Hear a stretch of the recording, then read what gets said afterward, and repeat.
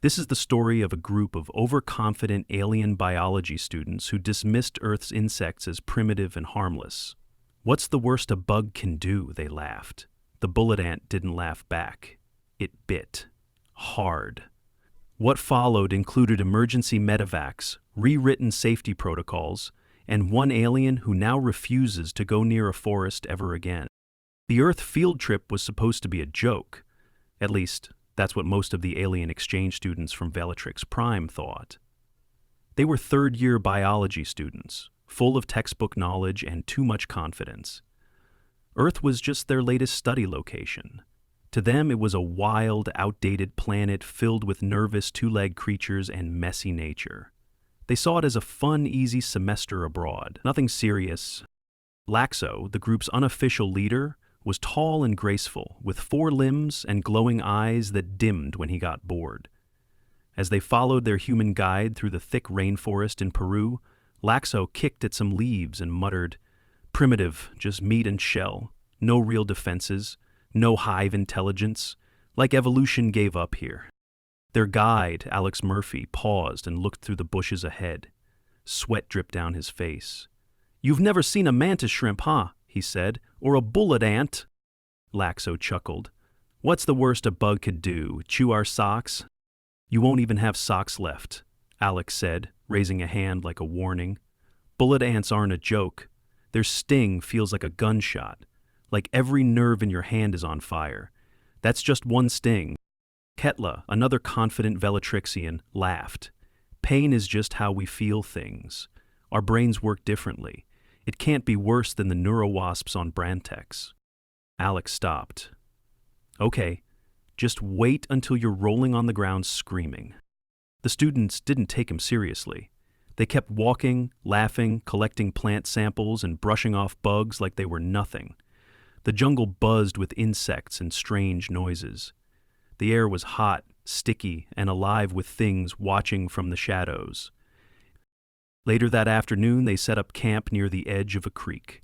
Alex ran them through a briefing on local hazards, warning again about bullet ants, venomous snakes, and improperly filtered water. It wasn't until the following morning that the incident occurred. The sun had barely crept over the canopy when Laxo, restless and unimpressed, declared he was going in search of real danger. His companions, equally underwhelmed, followed without informing Alex. They ventured deeper into the foliage, charting flora, documenting pollen spread, and mocking every 6-legged creature that crossed their path. "This is nothing," Kethla grinned, leaning over to poke at a line of large, black ants, marching in military order along a tree trunk. Slow, inefficient, and entirely defenseless. One of them, larger than the others, paused, as if listening. Alex would later call it divine retribution. The alien students, however, would call it the worst tactical error of their academic careers. Ketla extended a data probe toward the ant. It had climbed aboard. "Hey," she said, "it tickles." Then it bit. Her scream punched through the forest like a jaguar's roar. Birds took flight. Leaves rustled with panicked lizards. The ant's mandibles had latched onto the webbing between her upper limbs with a force far beyond its size. Venom delivered instantly. Within seconds, her entire forearm was quivering, then shaking, then spasming uncontrollably. Laxo froze. "Kethla?" Her eyes bulged. "Pain. It's pain? Actual—" She collapsed, convulsing on the ground, shrieking in short, sharp bursts. Her body was seizing in waves, limbs curling. Laxo scrambled forward, tried to help, and got bitten himself. His scream was less melodic. Back at camp, Alex dropped his mug of coffee and sprinted toward the noise. He found both aliens down, bodies trembling in the dirt, eyes unfocused. One of the others was hyperventilating beside them, unable to form coherent words. "God damn it," Alex muttered, pulling out the emergency beacon. "I told you not to mess with those." Ketla's muscles locked in a tight, painful arch. Laxo had gone pale, a shade Alex hadn't known their species could turn. Saliva dripped from his mouth. His hand clutched at his shoulder as if trying to pull the pain out physically, The medevac arrived within 10 minutes, but those were the longest 10 minutes of Alex's life. The team carried both students out on stretchers. They were unresponsive but breathing. Monitors beeped erratically. IVs were hastily inserted, though the alien physiology made dosing difficult. The base medical staff, trained in cross-spectras triage, were immediately put to the test. Dr. Rachel Monroe, the lead xenomedical officer, didn't even glance at Alex when he walked in behind the gurneys. "What did they touch?" "Bullet ant," he said. Her eyebrows shot up. "Seriously?" And they didn't listen. She turned to a nurse. "Get a full vitals panel, initiate muscular relaxants on a slow drip, and bring the neural stabilizer online. I want a toxin panel, comparative nerve mapping, and pain receptor analysis yesterday." Laxo was writhing with weak moans. Kethla had gone completely still, except for the tear slipping down one side of her face. The next 12 hours were a blur of careful monitoring, pain management, and furious note-taking. Alien physiology did not react well to the poneradotoxin, a compound native to bullet ant venom that blocked voltage-gated sodium channels in nerve cells. On Earth, it caused pain scores of 4+ on the Schmidt-Sting Pain Index. On Velatrixeans, it caused neural shutdown, convulsions, and near catatonia. By the next day, both were stabilized but sedated. IVs dripped steadily into their veins. Their muscles occasionally twitched. Dr. Monroe reviewed the scan data and rubbed her temple. "We're going to need to update our interspecies risk protocols. This is worse than the jellyfish incident on Maui." Alex stood quietly by the observation window. They were mocking the insects, said nothing here could hurt them. "Well," she said, glancing at the monitor, "I think Earth just bit back." Outside, the jungle carried on unbothered. The ants marched silently through the underbrush, oblivious to the chaos they had caused. One bite, one lesson learned, at great cost. By the end of the third day, the field hospital on the edge of the Peruvian rainforest had transformed from a sleepy research outpost into a full-scale interspecies triage center. Kethla remained unresponsive, stabilized under a cocktail of analgesics and neuromuscular blockers tailored by sleepless pharmacologists. Laxo had regained consciousness, though he couldn't sit up without assistance. His limbs still spasmed involuntarily. He could barely form words. The staff had cleared 2 observation bays just for them. Even the visiting entomologists kept their distance, whispering uneasily whenever they passed by. Everyone had seen insect stings before, but not like this. Alex found himself sitting outside the medical wing more often than not, sipping burnt coffee and watching the jungle like it owed him answers. On the 4th morning, Dr. Monroe emerged with a tablet tucked under her arm. "They're stable," she said. "For now." Alex tilted his head. And their neural scans show lingering hypersensitivity in the peripheral pathways. The venom hit them like a freight train. "We've got inflammation in multiple joints and active nerve clusters firing like strobe lights. I've never seen that kind of cross-species reaction to a terrestrial neurotoxin." He touched one ant. Dr. Monroe exhaled sharply. "It wasn't just any ant. Paraponera clavata's venom contains poneratoxin, yes. But there's more to it. We think there's a synergistic effect with certain alien neurotransmitters, amplification rather than suppression. They felt everything tenfold, maybe more." Laxo, now able to whisper in raspy, halting tones, confirmed that theory when Alex stepped in to visit. "I thought I was dying," he said, each word spaced by trembling breaths. "Every neuron, fire, my chest, my limbs, my skin. It was like drowning in electric needles." Alex nodded, kneeling beside him. "You were lucky. You're recovering." 3 days, and I still feel it." Kethla was less fortunate. She remained sedated. Dr. Monroe had postponed waking her after noting irregular nerve signals in her lower limbs. When she finally stirred late that evening, her first response was to whimper and curl her fingers instinctively away from the IV line. She wouldn't speak for hours. The other students visited in turns, quieter now. Their earlier bravado had vanished. Jessen, a tall, blue-scaled student with 2 pairs of eyes, paced the hallway restlessly. "I cataloged 54 insect species yesterday," he said, to no one in particular. "Didn't touch a single one." "Good," Alex replied without looking up. "The jungle's full of them. Tiny, quiet, watching. And that was just one ant. What if there are others?" "There are," Alex said. "Welcome to Earth." The International Interspecies Research Board was less welcoming. Word of the incident had traveled fast. By day 6, investigators arrived, 1 from the Terran Diplomatic Corps, 2 from the Velitroshen Ministry of Academic Integrity. They conducted interviews, examined medical logs, and pulled all sensor data from the site. Protocol had clearly been ignored. Even Laxo, in his weakened state, admitted as much. "We were arrogant," he rasped. "Dismissive." The Velitrixian delegate, a pale-skinned official with ridged arms and zero patience, scowled at him. "You violated Hazard Protocols 7, 11, and 12. You failed to notify your guide. You exposed your group to unknown wildlife without backup." "I know." "You nearly died." "I know," Jessen muttered from the corner. "What kind of ecosystem spawns creatures like that?" Alex turned to face them fully. "One that doesn't care if you're impressed. Earth didn't evolve to impress you, it evolved to survive.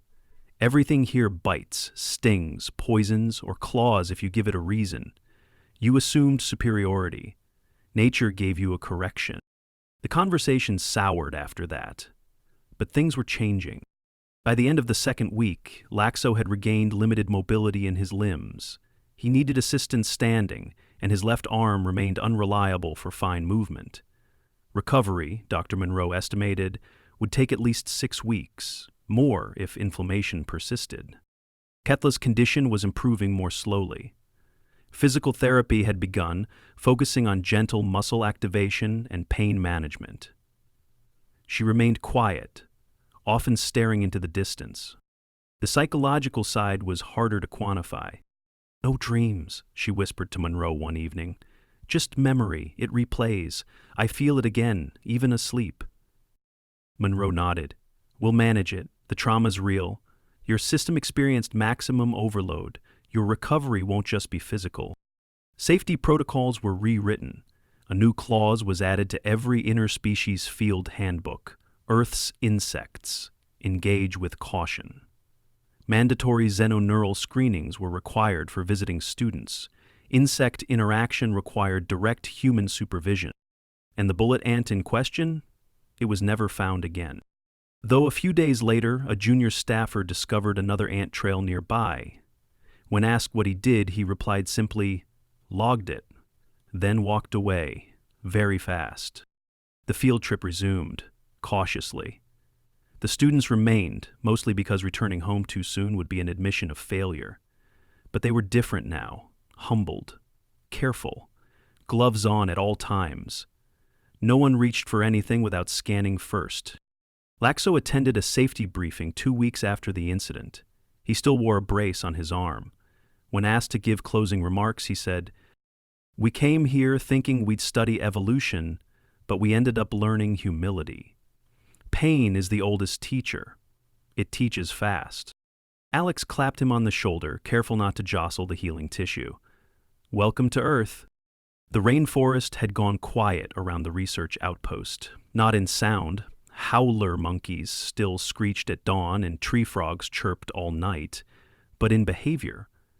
Everyone moved slower, more deliberately. Even the Velatrexian students now treated every twig as a potential threat. Kethla was walking again. Not steadily and not without effort, but upright. She spent part of each day in the rehabilitation tent, guided by a physical therapist who had dealt with everything from Terran muscle tears to Martian bone calcification. Each movement was accompanied by a tight grimace. Her lower limbs had lost much of their strength after the venom attack, and even 2 weeks in, the nerve recovery was incomplete. "You're doing better," Monroe said after watching her make it 15 steps between the handrails. "Pain's still there," Kethla whispered, breath shallow. "Dull, like embers under the skin. But I can move. That's a win." Laxo, meanwhile, had regained more control over his motor functions. His energy was returning in brief, stuttering bursts. Still, the way his fingers twitched unpredictably whenever he tried to hold something reminded everyone, including him, just how deep the sting had gone. He couldn't type on a tablet without assistance. Monroe had assigned a scribe. The alien students had stopped mocking insects altogether. Instead, they began cataloging with scientific obsession. Any antline they spotted was photographed, logged, and analyzed from a distance of no less than 3 meters. They wore reinforced gloves and sensor bands capable of detecting even trace neurotoxins. It wasn't just academic curiosity anymore. It was caution bordering on reverence. By the end of the 3rd week, a new module was introduced: non-mammalian biochemical threats on Earth. Taught by Alex himself, it quickly became the most attended optional course on base. Alex opened his first session by displaying a magnified photo of a bullet ant. This little beast doesn't care where you're from, doesn't care how many degrees you've got. It just wants you to back off. He walked to the next slide. Neural scan overlays of Laxo and Kethla. Their systems, still recovering, glowed with residual markers. This is the aftermath. Not a sting, a biochemical blitzkrieg. Now, let's talk about pain metrics. He didn't lecture with spite, just detail. Every diagram was annotated with real-time data collected during the incident. Every warning had context. Jessen, now the most cautious of the group, raised a hand. Is it true there are worse stings on Earth? Alex raised an eyebrow. Not in terms of pain intensity, but there are others that kill. Neurotoxins, necrotoxins, hemotoxins. Nature built them to survive. If you're smart, you'll stop trying to prove you're tougher than a bug. Meanwhile, behind closed doors, the Velatrius and investigators compiled their final report. It was recklessness, said Chief Auditor Velon, staring down at a data pad. But the educational value has been immense. These two, she gestured to the medbay on the monitor, have learned a lesson no curriculum could teach. Dr. Monroe nodded. We'll need a follow-up back on Valatrix Prime. Nerve regeneration will take at least another month, possibly longer, for Kethla. There's permanent sensitization in some of her lower extremities. We'll know more in another week. We can arrange transport, Valen replied. She can't handle hyperspace deceleration in her current state. Valen sighed, displeased but acknowledging the reality. Then we wait. Kethla was beginning to speak more now, mostly to Monroe and Alex. The others still gave her too wide a berth, unsure if they were being respectful or fearful. They avoided me at first, she said to Alex one morning during her assisted walk. They don't know how to deal with what happened. I don't either. You don't have to, just heal. She glanced at the forest edge beyond the compound. I was trained to analyze environments, classify threats, model behaviors, and I got beaten by a centimeter-long insect. Alex looked her dead in the eye. So did the last guy who thought he could walk barefoot in the Amazon. She almost laughed. The alien students gradually shifted focus. They began consulting with local entomologists, studying ant colony dynamics, venom compositions, and species-specific behaviors. For the first time since arriving, they acted like students again. And when Monroe approved Laxo for light physical reconditioning, he asked to be assigned to the ant survey team. Seriously? Alex blinked. I need to understand it, Laxo said. Not from a distance, with respect. That's how we study. That's how we avoid becoming a footnote. Alex paused, then nodded. Okay, but this time, you wear full armor. By the end of week 4, a full incident dossier was submitted to the Interplanetary Biological Standards Committee. The conclusion was clear. Earth's microfauna presented extreme risk to unacclimated species. A new rating was applied to terrestrial field excursions, Level 5, conditional access with supervised handling. In the field, that meant aliens couldn't touch bugs without a chaperone. Kethla and Laxo were already planning a seminar for when they returned home. Title: Underestimating Earth, a Case Study in Biological Arrogance. 5 weeks after the incident, the jungle rain softened to a mist, and the sun filtered through the canopy with an unusual gentleness. In the clearing that once served as a staging ground for mockery and overconfidence, a new kind of exercise unfolded. This time it was quiet, deliberate, and closely supervised. Kethla, now walking without rails but still wearing a neurostabilizer on her left leg, stood with a stylus in hand and a sensor pack strapped across her back. Her balance was off, small tremors in her foot when she pivoted, but she remained upright. Laxo stood a few feet away, his grip on his tablet still shaky but now functional. His fingers hesitated between taps, but they no longer spasmed. Alex watched from the side, arms crossed. The two were not just functioning, they were working. They approached an active ant trail, this time with a full entomological team and a new shielded probe designed to prevent accidental bites. Laxo adjusted the hover camera, then made a note aloud. Ant behavior consistent with aggressive foraging. Species, Paraponera clavata. Threat level confirmed. Kethla added. Proximity maintained at 2.1 meters. 0 direct contact. All data acquired remotely. The team stood in reverent silence. No one dared crack a joke. Later that day, under the tarpaulin that served as their lecture tent, Kethla gave her first full debrief since the attack. A group of new students had arrived, sent from the orbital station, having heard of the incident but uncertain of its reality. She stood at the front, leaning occasionally on a carbon rod, not for show, but necessity. Pain, she began, is not a hypothetical construct. We often discuss it in clinical detachment. Neurochemical markers, amplitude, thresholds. What I experienced was not theoretical. Her voice never rose, but it carried. It was full body, not just nerves firing. It was identity dissolving. You stop being a person. You become the pain. I remember losing time. Losing language. I was reduced to a set of sensations that had no off switch. The tent was silent. When I came here, I thought Earth was a soft biosphere, something to categorize. I was wrong, and Earth corrected me. She paused. I walk differently now, think differently, and every night I feel echoes of it in my legs. I may, for the rest of my life. No one moved. No one looked away. Laxo joined her afterward, and together they presented a set of revised protocols, co-authored with Dr. Monroe and Alex. It included situational awareness drills, psychological preparation for biohazard exposure, and a comprehensive classification of pterin invertebrate neurotoxins by their biochemical effects on Velatrixian neuroarchitecture. Later that week, the International Interspecies Biology Symposium sent an invitation. They wanted Kethla and Laxo to present their case study. From the ICU to keynote speakers, Alex said, handing them the official letter. Kethla blinked, then half smiled. That's one way to end a field trip. By the 6th week, Kethla's mobility had returned to 70%.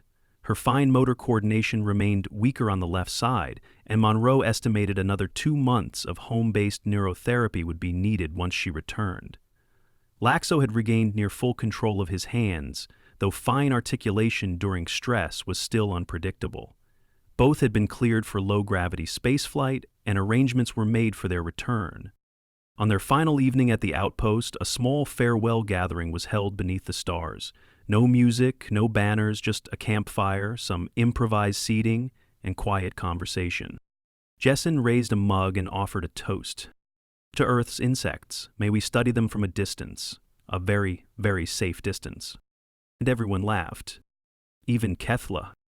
When the shuttle arrived the next morning, Kethla took one last look at the tree line.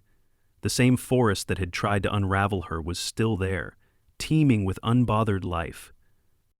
Alex approached her. Think you'll come back? Eventually, she said, but next time, I'll let the insects introduce themselves on their own terms. Laxo followed her up the ramp, carrying a single bag. As the shuttle lifted off, the crew below returned to their duties. The forest rustled. Another ant trail wound its way across the path, undisturbed. In the weeks that followed, the new safety protocols were distributed across Earth-based research programs. Posters featuring the bullet ant's unmistakable silhouette now hung in every lab, captioned with a simple phrase: "Respect is earned. Pain is permanent." Back on Bellatrix Prime, Kethla and Laxo gave their presentation to a packed auditorium. The visual of their own neural degradation, alongside the calm march of a single bullet ant, stunned the audience into a 30-second silence. The final slide read, "The smallest things can bring down the most confident minds. Learn that before the forest teaches it to you." They received a standing ovation.